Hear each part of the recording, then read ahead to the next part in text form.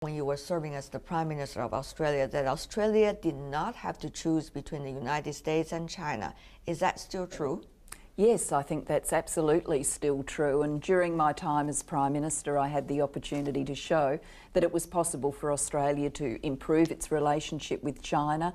We did that through agreeing a new regular exchange at leaders level every year, at the same time that we took another step forward in our alliance with the United States, particularly some defence cooperation and disaster preparedness cooperation. We have noticed that Australia and the United States, the new administration after they came into power, signed a defense agreement. And many here in China are wondering, especially given the South China Sea issue, what does Australia have in mind?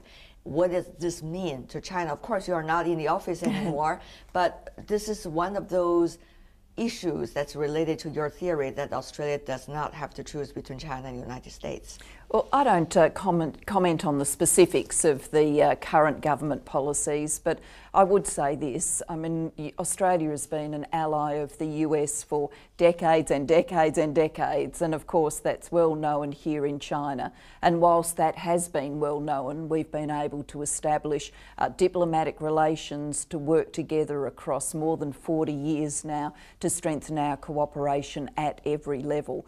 So I think our history together shows that whilst Australia will continue to be a firm ally of the United States, that we can work each and every day for an improved relationship with China. Another one, TPP. Australia, of course, is one of those 12 countries now involved in the TPP. Many are wondering, this is different from the RCEP or the East Asia regional trade mechanism that China and others have been proposing. So once again, a choice facing Australia. I think for Australia, being in all trade agreements that benefit our nation is important. I don't think that you just look at the trade landscape and say, we will do some things but not others. The perspective we took as a government when I was Prime Minister was to be there at all of the tables where better relationships for trade were being discussed. Yes, the TPP was one of those tables, but so was having direct relationships and discussions with China about our own free trade agreement, which has now come to maturity and fruition under the current government. What is your thought about a general discussion that we've been having for some time, that the incumbent power and the rising power in history must have a chance of conflict, and all the others have to take their sides as a result? Australia's perspective has and continues to be, and this is not a question of which government's in power, this is a long-standing bipartisan accord across Australian politics, that Australia welcomes China's rise, China's peaceful rise into the rules-based order, and we work positively with China, and we have done so every step of the way. And when you look at the many ways in which we work together, I think at every level the diplomatic architecture and exchange is strengthening, not just bilaterally between Australia and China, but also in our region of the world, the ability of things like the East Asia Summit to continue to grow and mature into key strategic discussions and dealing tables for our region. As an ally of the United States, how much of your political relation with China has to do with the political choices made at the White House toward China? Well, Australia has its own foreign policy and its own world outlook, and it is. But you will be asked by your ally to do one thing or the other thing, and not to do one thing or the other thing. I can tell you from having been Prime Minister, so having had that direct experience, that's simply not how it works. How it works for Australia is we make our own decisions, understanding our place in the world, our geography, our interconnections into Asia, and our links which have grown year on year with China. And so we make choices against that full policy understanding. But of course we've had our long-standing alliance, a defence alliance, friendship with the United States, and that continues. But you know, the difference I think between us is whether you look at this with optimistic eyes or not. And I think every part of recent history should reinforce that this is something that should be looked at with optimistic eyes. How come? The relationship between China and the US itself continues to deepen. There have been, fantastically productive exchanges between the President of China and the President of the United States, including during the course of this year. We are working in a world where all of us are striving for peace and prosperity and development. Yes, there are some hard issues, but there's also a deepening of the diplomatic architecture in order to deal with some of those hard issues. But may I ask, is that just wishful thinking? Are things just happening politically according to our goodwill? Yes, there will be exchanges between the leaders of the two countries, for example, between the United States and China. However, there are also domestic politics. There's also nationalism in both countries and other countries as well. There's also ally relations, for example, the role of Japan, how much it will play, and turbulent the relations. All of these are all possibilities, and also in the South China Sea, there could be any moment that when a small-scale conflict could happen or accidents could happen, which would drive to another round of unpredictable consequences. So are we doing wishful thinking here? No, absolutely not. And I don't diminish any of the difficult issues. I understand those issues. The contests and conflicting territorial claims in the South China Sea, some of the tensions that there have been between China and Japan around the disputed islands. I understand all of that. But I also bring the perspective of having been Australian Prime Minister, and when I stepped into that office, there would have been plenty of people in Australia, in the US, in China, in the foreign policy establishment around the world who would have said Australia's relationship with China and the US is a zero-sum game. It is impossible to improve one relationship without bringing a detriment to the other relationship. And as Prime Minister, I rejected that. And across 3 years, I proved it was wrong. No wishful thinking, proved it was wrong. Because we took a big step forward in our relationship with China at the same time as we added to our alliance with the United States. So I'm not sitting here as a naive optimist. I'm sitting here as a former leader with practical experience in how these things are done and what can be achieved when you do them right. And having had that practical experience, I think I can bring that prism to bear on some of the hard contemporary issues and say that these are things that can be worked through, not without sometimes, exchanges, diplomatic exchanges that are full and frank. They need to be had. So not every moment will be perfectly comfortable, but that they can be worked through over time. Julia Gillard took office as Australian Prime Minister in 2010 after Kevin Rudd lost the support of his party and resigned. As one of the few top female leaders in the world, she has been an outspoken advocate for women in areas traditionally dominated by men. During the ongoing US presidential election, she recorded a video in support of Hillary Clinton. After leaving office, she became an activist advocating education for young women. She has called on a worldwide network of influential women, including US First Lady Michelle Obama and famous South Africa actress Charlize Theron. In 2014, she became the chairwoman of the Global Partnership for Education. As an advocate of gender equality, she has spoken often about the need to fight misogyny. One speech in particular comes to mind. Tell us about the moment when you were delivering the speech.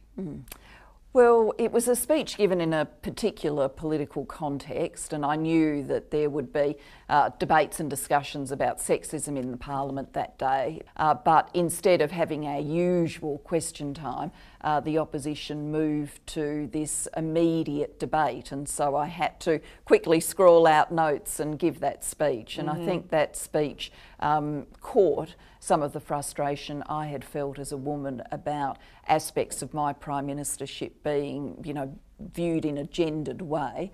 I didn't really have any sense of the impact of the speech beyond the parliamentary chamber though, and it took me, a bit of time to realise quite how it had reverberated around the world. And looking back on it now, I think that happened because it, for many women, captured the sorts of things they would have liked to have said themselves in a moment at work or in another context where they felt like they'd been treated in a diminished way because they were a woman. By the sexism, by the misogyny of the Leader of the Opposition catcalling across this table at me as I sit here as Prime Minister. If the Prime Minister wants to, politically speaking, make an honest woman of herself, something that would never have been said to any man sitting in this chair. I was offended when the Leader of the Opposition went outside in the front of Parliament and stood next to a sign that said, "Ditch the witch." I was offended when the Leader of the Opposition stood next to a sign that described me as a man's bitch. I was offended by those things. Misogyny, sexism. Still women across the street would shout to you, "I heard your speech." Yes, that does still happen. That's absolutely. Which one do you think is the best quote? You think that would be? I'll leave that to others to judge. On the other hand, they also say women these days, particularly those in the political circles, try to take advantage of the existence of sexism and use it to their advantage politically in order to shut off the other party. Do you think that phenomenon exists? Is it legitimate for women leaders to talk about sexism and take advantage of that for their own political gains? Well, I certainly haven't seen that, and that hasn't been my experience. I think there is a clear dividing line here. I mean, women leaders should be subject to the same scrutiny level that male leaders are. So if you make a bad policy choice, then that should be held up to public account. If you, as a leader, don't show the capacity to deal with the pressure or to manage complex agendas, that should be held up to account. What shouldn't be the focus is, whether or not you're wearing the right thing that day. It's that kind of gendered critique that we need to get out of the system so that we can focus on the truly important issues. When I was Prime Minister, I would joke from time to time, what's going to matter for the long term for Australia, what I do today or which blouse I wear today. It's what I do today. And I was always happy to be held up and held accountable for what I did that day. Once again, is that wishful thinking, whether it is important that the policy you are making that day or whether you are choosing the right blouse to wear that day? I mean, reflecting in the news, for example, reflecting in public discussion, for example, it might be the blouse, not necessarily the policy, because the policy would only bear fruit months and even years later. Yeah.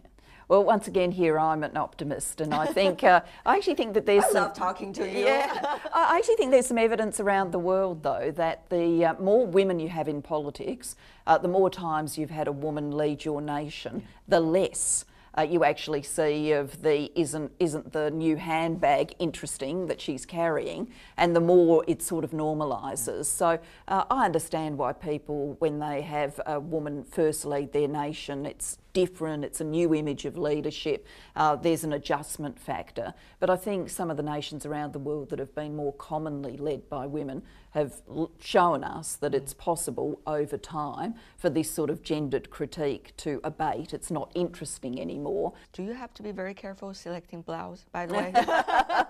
Well, I'm in a fortunate world where I need to worry about all of those things less than I have to. Talking about women, and particularly the girls, the education is the one area you are especially compassionate about. One of those things is the disparities that we have seen, not only within countries, but also among countries. What do you think globally can be done about that? I know you travel around the world mainly for that cause. Well, if we look at this global challenge, there are 124 million children who are of primary and lower secondary age who don't get to go to school. They'll never see the inside of a classroom, and the majority of them are girls. And on current rates of change, it won't be for another 100 years that we see the first generation of sub-Saharan African girls to universally go to primary and lower secondary education. Not upper secondary, not university, primary and lower secondary. it's not good enough, and we can make a difference. And through the work of the Global Partnership for Education, where we mobilise donations from around the world and then work with developing countries so that they properly plan and then properly implement schooling for all of their children, we've been able to see change. But there are a lot of cultural differences and of course ideological differences as well. Politics also come into play in a very strong way, particularly if you want to do international programs like the one that you are doing. Yes. Unfortunately, education isn't the kind of thing where there's just one key. No. We spend a lot of time thinking about the work we do internationally and comparing it with some of the work that gets done in health. And there are some similarities, but there are some key differences. You know, there are great programs to make sure globally children get vaccinated. But at the end of the day, a vaccine is a vaccine, and it's the same exact vaccine in Australia or China or in sub-Saharan Africa that needs to get to a child. Education's different. It's got to be sensitive to culture and context. You know, what we teach our children in Australia will be different from what is taught in China, will be different to what is taught in sub-Saharan Africa, which is why actually country leadership, developing country leadership matters so much. And our whole way of change at the Global Partnership for Education is to work with country leaders to make a difference for their children. And when we do, you know, take Afghanistan, a conflict-ridden country, where people would say, you know, the girls there, they'll never get educated. Well, the good news is now we've been working with Afghanistan since 2011. More than 40% of the children at school are girls. More than 40% of the teachers are women. And of course these two things come together because there are many families who will only send their daughter if she's going to be taught by a female teacher. So it's possible to get models of change for children that work.